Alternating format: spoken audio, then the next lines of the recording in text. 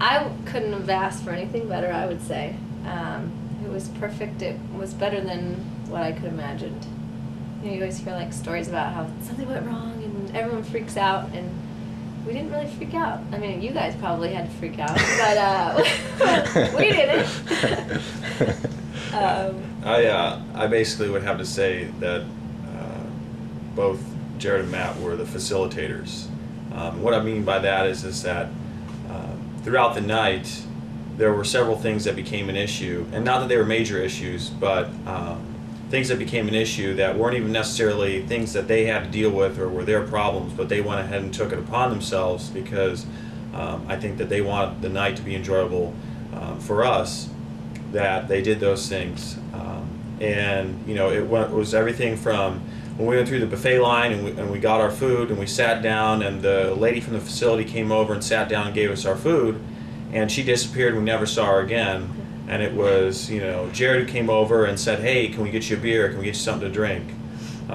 You know, and again, when it was Eric and I sitting up at the table and sweat was pouring down off my face, you know, Jared came to the rescue again. I said, "I know this isn't your job, but you know, I'm sweating bullets here. Can you get some air on?" And I think if I would have timed it, it was a minute and 30 seconds before I felt cold air blowing on my face. You know, so it's things like that that really make a difference. When you find people that are good to work with and people that are good at their job, they go above and beyond what, you know, their call of duty is, what their call of duty is to do. So it was really an enjoyable experience. And we had a great time. And, you know, little things like in a wedding, there's 10 things. You have to cut the cake, you have to do the garter, do the bouquet toss, all that kind of stuff. And, you know, sometimes you hear like DJs will they don't let you just enjoy the day. You guys were always just like, "Hey, now 5 minutes or whenever you're ready, we should probably do this." And so, you know, we got to enjoy it and dance, and then, you know, we got all the little things in that we needed to get in, and no one was like nagging at us or anything like that, which I thought was nice too. And I think I had requested a song, and I ran up to you, Matt, and I was like, "Can we play this song next?" And it was the next song you had already had on your little display to play very next. Like, we were so on the same page about that.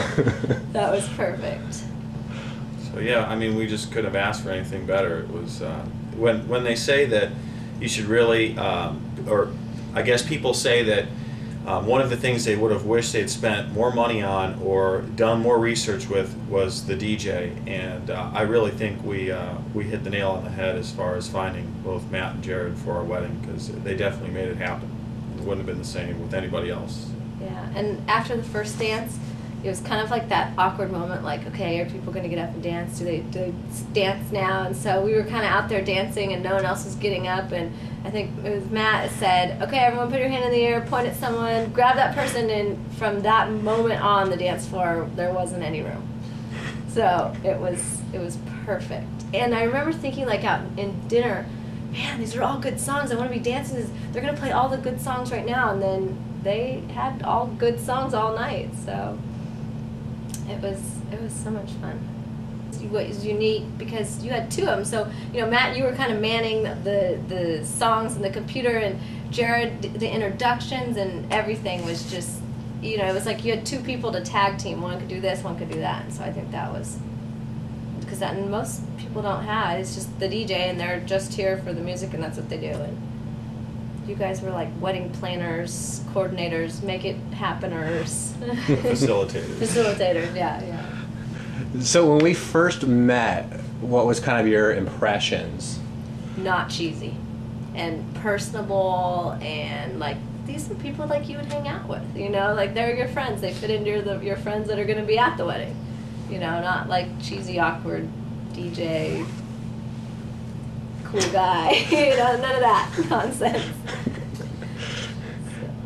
And then in regards to planning, was there anything that kind of stuck out when we were putting together the wedding? We were just kind of hanging out and stuff, coming up with ideas. I think after my mom and I came to your house and we kind of made the itinerary, I was like, oh, I felt this like overwhelming like relief that like no matter what happened, everything was going to be just fine at the wedding. Like everything was accounted for. You know, I had no responsibility other than to just be there, and that I had this huge relief and like confidence in you guys that, oh, everything was going to be fine now. I think with regards to planning, it was not so much, okay, what do you want? And okay, let's just do that. But it's, let's tailor this towards the type of person that you are. And then both Jared and Matt come up with ideas that they feel are tailored towards your personality. And while you can create the atmosphere and the wedding that you want, they have these ideas that they bring in, and they allow you to choose from those ideas, which make it a lot easier instead of us who we don't plan weddings on a daily basis. So we do need some assistance. But at the same point in time, they're not overbearing, which makes it nice. Yeah. They're not overly opinionated, so you can still have what you like and feel comfortable saying what you like, but then they have good suggestions.